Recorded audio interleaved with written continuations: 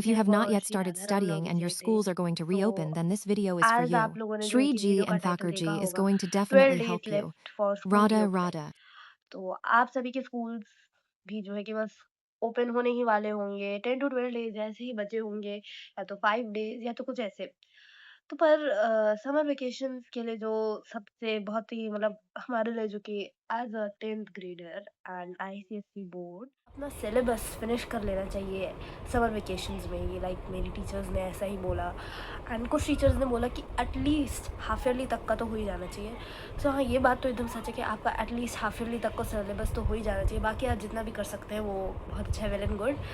And like most of the teachers ने जो भी बोला है उन्होंने यही बोला है कि पूरा सिलेबस फिनिश हो जाना चाहिए। बट पूरा सिलेबस तो आई थिंक दैट कि थोड़ा मुश्किल, मतलब कि बहुत डेडिकेशन एंड हार्डवर्क चाहिए, एक्सट्रीम कंसिस्टेंसी चाहिए इसके लिए। एंड अब तो इसके बारे में बात कर क्या ही बात करें, क्योंकि अब तो सिर्फ 10 टू 12 डेज़ बचे हैं। बट स्टिल अगर हम चाहें, क्योंकि नथिंग इज़ इम्पॉसिबल, अगर हम चाहें तो हम इन 10 टू 12 डेज़ में भी अपना आधे से ज़्यादा सिलेबस तो कंप्लीट कर ही सकते हैं। अगर हम फुल डेडिकेट होके जो है कि पढ़ाई करें एकदम सिंसियरली, मतलब कि बस हमारी इन दिन में हमारे बस यही एक गोल होना चाहिए कि बस हमें पढ़ना है और कुछ होना ही नहीं चाहिए हमारे लिए कुछ कोई भी चीज़ इम्पोर्टेंट। अब लाइक टीवीज़, लाइक क्योंकि समर वेकेशंस चल रही हैं तो ऑफ कोर्स कोई बाउंडेशंस नहीं है हमारे ऊपर, क्योंकि स्कूल्स नहीं चल रहे हैं, कोई रिटन वर्क कोई प्रेशर है नहीं।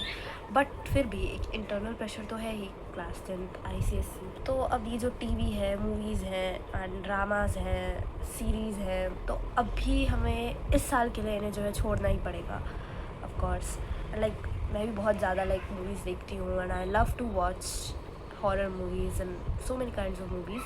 बट इस साल जो है छोड़, मतलब हमें ये सोच के छोड़ देना चाहिए कि बस इस साल अगर हम मेहनत कर लेंगे एंड हमारी परसेंटेज अच्छी आ जाएगी तो हम उसके बाद हमारी मर्ज़ी हम कुछ भी करें। तो एटलीस्ट ये सोच के आप जो है वो सारी सब चीज़ें छोड़ दीजिए कि बस इस साल मुझे जो है बहुत अपनी मेहनत कर लेनी है, उसके बाद मेरी मर्ज़ी में जो करो। क्योंकि अगर आपकी अच्छी परसेंटेज आ गई सो फॉर श्योर आप कुछ भी कर सकते हैं, आपकी मर्ज़ी होगी आप जो करना चाहें। तो बट हमें ये साल जो है अपना बहुत अच्छे से लगा देना है सिर्फ़ और सिर्फ पढ़ाई में। तो अब बात करें कि अब जो 10 टू 12 डेज़ बचे हैं अब उनमें हम क्या करें। तो अगर आपने इन दिनों में बिल्कुल भी नहीं पढ़ा या थोड़ा बहुत भी पढ़ा बट थोड़ा ज़्यादा, अब क्या कर मतलब गिल्ट ही जो है ना, एक्चुअली इस गिल्ट को हमें हटाना है। क्योंकि ये गिल्ट ही जो है हमारे इन 10 टू 12 डेज़ को भी ख़राब कर देगा। क्योंकि आप यही सोचोगे कि अब एक महीना तो वेस्ट किया, इतने सारे दिन थे, अब तो स्कूल खुलने वाले हैं, सारे दिन पूरी समर वेकेशंस वेस्ट गई, अब क्या मैं करूं। बस यही चीज़, ये जो गिल्ट है आपके पूरे सारे ही दिन ख़राब कर देगा, क्योंकि आपको रोज़ ये गिल्ट आएगा। तो आपको क्या करना है, अब जितने भी आपके दिन बचे हैं 10 टू 12 डेज़ तो बचे होंगे, तो उन 10 टू 12 डेज़ को आपको एकदम प्रोडक्टिव बनाना है। आपको गिल्ट हटा देना है, आपको ये सोचना है कि अब जितने भी दिन बचे हैं मुझे उनमें अपना बेस्ट देना है एंड मुझे आधे से ज़्यादा सिलेबस फिनिश कर लेना है at any cost. Any how आपको जो है ये सब कर ही लेना है। ऐसे आपको मोटिवेटेड तो रहना ही है। अब लाइक बट मोटिवेशन हमेशा के लिए नहीं लास्ट करता है। मोटिवेशन आपका एक दिन 2 दिन लास्ट करेगा, but what last is your discipline. तो आपको खुद से डिसिप्लिन रहना है। आपको देखो, आपको खुद से सोचना है कि आपको पढ़ना है या नहीं, आपके लिए क्या इंपॉर्टेंट है, आपको खुद से सोचना पड़ेगा ये। आपको पढ़ना है तो फिर आप करोगे, आप कहीं पे भी रहो आप ट्राई करोगे कि आप उस चीज़ को जो है कि कवर अप करो, भले ही आप कहीं आउट ऑफ स्टेशन जा रहे हैं या कहीं।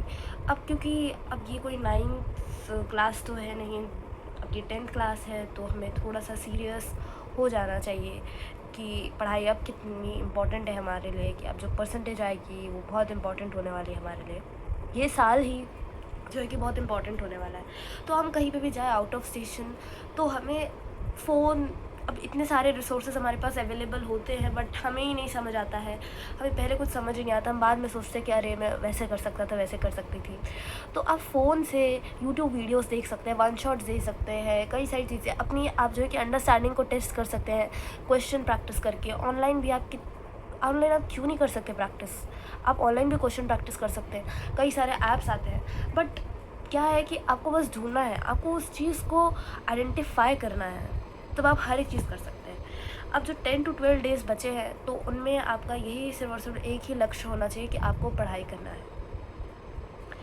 आपका कोई और लक्ष्य होना ही नहीं चाहिए। अब अगर मैं इसको भक्ति से रिलेट करूँ तो फिर आप नाम जप करिए। नाम जप तो आप हर वक्त करिए। अभी जैसे मैं बोल रही हूँ, आप मन में नाम जप करते रहिए, हर वक्त आप नाम जप करिए, फिर जो कृपा होगी आपके ऊपर, आप भगवान जी से कहिए, आपकी जो भी प्रॉब्लम्स हैं आप भगवान जी से कहिए, वो हर एक चीज़ जो है कि सॉर्ट आउट करेंगे।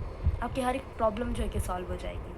आपको जो नहीं समझ आ रहा है उसके लिए आपके पास कई सारे रिसोर्सेज, आप यूट्यूब पे जा सकते हैं, और अब तो एआई भी है तो आप एआई से पूछ सकते हैं।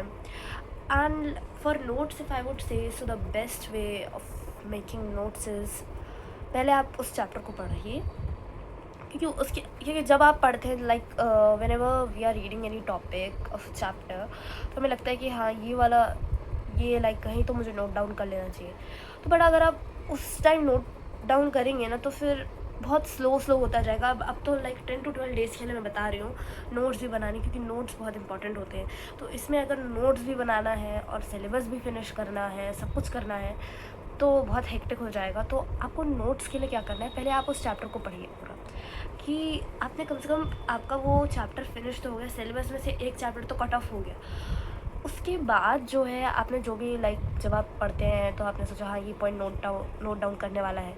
अब क्योंकि मैं बता रही हूँ एक चीज़ बहुत इंपॉर्टेंट, कि 147 रूल आपने सुना होगा कि 1 first day study, then 4th day revision and then 7th day question practice.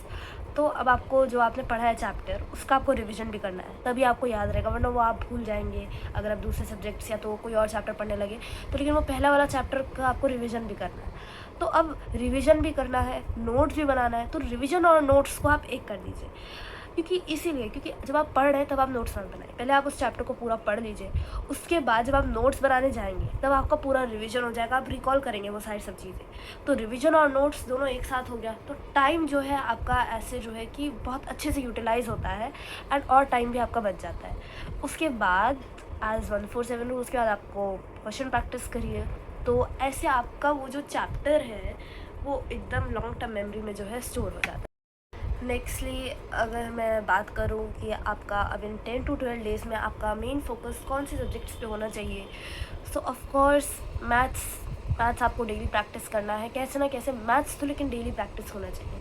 चाहे आप कहीं बाहर जाए तो एक दो क्वेश्चंस अब कुछ क्वेश्चंस होते हैं जो आप माइंड में भी सॉल्व कर सकते हैं। तो आप क्या करिए, मतलब आप अगर कहीं जा रहे हैं out of station, like for example जब मैं वृंदावन जा रही होती हूँ तो मैं क्या करती हूँ कि जो मैथ्स की बुक की जो एक्सरसाइज है मैं उसकी फ़ोटो खींच लेती हूँ, एंड इफ़ पॉसिबल तो मैं एक कॉपी ले जाती हूँ एंड एक पेन ले जाती हूँ। बट अगर नहीं तो मैं क्या करती हूँ कि लाइक मैंने फ़ोटो खींच ली है, अब वो एक्सरसाइज के क्वेश्चन है मेरे पास, फिर मैं गाड़ी में जब मैं बैठी हुई हूँ तो अब क्या ही करेंगे, अब हम भजन गाएंगे, नाम जप ये सब करेंगे। तो along with that what I do is that mind में भी सॉल्व हो सकते हैं वो कुछ क्वेश्चंस, ठीक है। आप ले जाइए, पेपर एंड पेन आप ले ही जाइए, बट कुछ क्वेश्चंस जो आपके माइंड में सॉल्व हो सकते हैं तो उन्हें आप जल्दी जल्दी उस टाइम माइंड में सॉल्व कर लीजिए। क्योंकि ऑफकोर्स उस टाइम हम किसी अपने सही लेवल पे तो है नहीं, हम स्टिल तो है नहीं कि हम सब कुछ अच्छे से कर सके। तो जो क्वेश्चंस माइंड में सॉल्व हो सकते हैं तो उसे आप माइंड में सॉल्व करें, उससे जो है कि माइंड और जो है कि आपका ब्रेन और स्ट्रॉन्ग होता है। और बाकी आप पेपर और पेन तो ऑफकोर्स ले ही जाइए, क्योंकि हर क्वेश्चन तो नहीं हो सकता ऑफकोर्स माइंड में सॉल्व।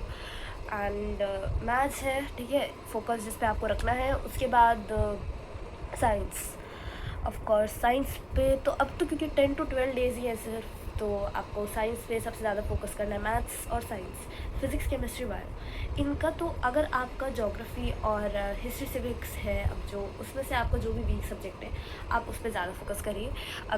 जैसे अगर आपका लाइक अब जो इंग्लिश और हिंदी है उसको तो आप कभी भी पढ़े वो तो तुरंत आपका हो जाएगा।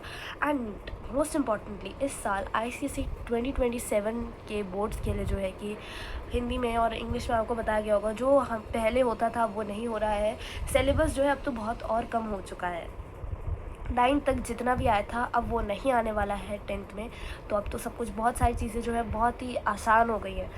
तो जब हमारे लिए सब कुछ इतना अच्छा हो रहा है तो हमें भी तो अपने एफ़र्ट्स पुट करने ही होंगे, तो हमें मेहनत करनी होगी, तभी हम जो है उस जीत को हासिल कर पाएंगे, जो भी हमने सोचा है उसको हम हासिल कर पाएंगे। सो आपको लाइक साइंस में भी आपको ना हाफ ईयरली तो कर ही लेना है, हाफ ईयरली तो आपको करना ही करना है। 10 to 12 डेज़ में आपको अपनी जी जान लगा देनी है और हाफ ईयरली तक का सिलेबस आपको कंप्लीट करना है तो करना ही है, क्योंकि उसके बाद आपको उतना टाइम नहीं मिलेगा। फिर हाफ ईयरली होंगे, फिर उसके बाद प्री बोर्ड्स एंड बोर्ड्स इतना बहुत जल्दी जल्दी आने लग जाएंगे। तो अगर आपका हिस्ट्री सिविक्स जोग्राफ़ी का जो है कि उतना ज़्यादा नहीं भी हो पाता है सिलेबस, तो इट्स ओके, बट दोनों में से जो आपका वीक सब्जेक्ट है उसको आपको अच्छे से रखना है, उसको आपको कंटिन्यूएशन में रखना ही होगा। लाइक हिस्ट्री सिविक्स की अब अगर बात करें तो history civics is very very easy, and geography भी अपने को हर सब्जेक्ट इजी हो जाता है अगर आप उसको समझ लें एंड पढ़ लें। तो अगर आप उस सब्जेक्ट पे ज़्यादा ध्यान देंगे, लाइक फॉर एग्ज़ाम्पल जोग्राफ़ी जो है मेरे थोड़े से मतलब उसमें थोड़े से लो मार्क्स आए थे, बट फिर मैंने क्या किया, उसी पे ज़्यादा ध्यान दिया जोग्राफ़ी पे, तो इस बार मेरे जोग्राफ़ी में बहुत अच्छे मार्क्स आए। सो दैट ओनली कि आपका जो वीक सब्जेक्ट है आपको उस पर ज़्यादा ध्यान देना ही है, तभी वो जो है और फिर तब आपको जो है उसमें इंटरेस्ट आने लग जाएगा। आप जो भी चीज़ पढ़ते हैं तो आपको उसमें इंटरेस्ट आने ही लगेगा, धीरे धीरे आपको कुछ देर तक उसे मतलब रखना है। Like for example you started studying history civics and you don't like it, you hate it, but अब डिस्ट्रैक्ट आप कब तक होगी उसको पढ़ते पढ़ते? 10 मिनट्स, 25 to 10 मिनट्स तक आप जो है सोचोगे कि मैं इससे बंद करके दूसरा सब्जेक्ट पढ़ लेती हूँ, इसको बाद में पढ़ लूँगी, बट यही चीज़ है जो कि फिर आपका डाउनफॉल करा देगी। तो उस 5 to 10 मिनट्स आपको कैसे ना कैसे जो है कि आपको पढ़ते रहना है। बस 5 to 10 मिनट्स के लिए जो है ना, स्टार्टिंग की जो 5 to 10 मिनट्स होते हैं वो बहुत वाइटल होते हैं, वही डिसाइड करेंगे कि आप इस सब्जेक्ट में अच्छे हो पाओगे या नहीं हो पाओगे। क्योंकि 5 to 10 मिनट्स में ही मतलब जो होते हैं स्टार्टिंग के, आप उसमें डिस्ट्रैक्ट होते रहते हो। पर अगर आप उन 5 to 10 मिनट्स को मतलब डिस्ट्रैक्शन से फ्री कर दोगे और रेजिस्ट करोगे अपने आप को, है ना, डिस्ट्रैक्शन से पढ़ते रहोगे, तो फिर उसके बाद आपको कोई डिस्ट्रैक्शन नहीं आएंगे उसके बाद, क्योंकि आप लग गए ना कंटिन्यूएशन में, आप कंसिस्टेंट होकर उसको कर रहे हो, पढ़ रहे हो, तो फिर वो सब्जेक्ट भी जो है आपका अच्छे से हो जाएगा। तो इन 10 to 12 डेज़ के लिए यही है हमारा मास्टर प्लान कि हमें जो है कि मैथ्स में मोर देन हाफ जो है कि हमें अपना सिलेबस फिनिश कर लेना है। एंड पहले आप जो है ना मैथ्स और साइंस को ले लेके चलो, जोग्राफ़ी हिस्ट्री सिविक्स भी करते ही रहो, और 1-2 दिन जो है कि इंग्लिश और हिंदी कर लो, और इंग्लिश में जो है कि जूलियस सीज़र उसको आपको पढ़ना पड़ेगा समर वेकेशन में, समझना पड़ेगा, क्योंकि उसके बाद तो जैसे अभी आपको क्योंकि बाकी चीज़ों का रिवीजन भी करना होगा, साइंसेस का, एंड आपके जोग्राफ़ी हिस्ट्री सिविक्स भी रहेंगे, तो जूलियस सीज़र आप समझने के लिए ट्राई करो कि आप जूलियस सीज़र कर लो इन समर वेकेशंस के जितने भी अब दिन बचे। पूरी जूलियस सीज़र नहीं, जो भी सीन कर पा रहे हो, लेकिन उसको आप स्टार्ट कर दो। ये हो जाना चाहिए कि आपने उस चीज़ को स्टार्ट तो कर दिया है, ये नहीं होना चाहिए कि आपने उस चीज़ को कम्प्लीटली स्टार्ट ही नहीं किया, कुछ हुआ ही नहीं है, क्योंकि अगर ये होगा तब बहुत प्रॉब्लम आपके लिए, बहुत डिफ़िकल्टीज़ बढ़ जाएंगी। एंड हिंदी भी बहुत फिर इजी है, कुछ है नहीं, इंग्लिश भी इजी है, 1-2-3 चैप्टर्स आप उसके कर लीजिएगा अच्छे से, और वो तो शायद मेरे ख्याल से 2-3 दिन में ही पूरा सिलेबस उसका फिनिश हो जाएगा इंग्लिश हिंदी का। तो इसीलिए हमें मैथ साइंस और उसके बाद फिर SST पे ज़्यादा ध्यान देना है। तो that's it, Radhe Radhe and best of luck to all of you, may you all score 100%। Radhe Radhe.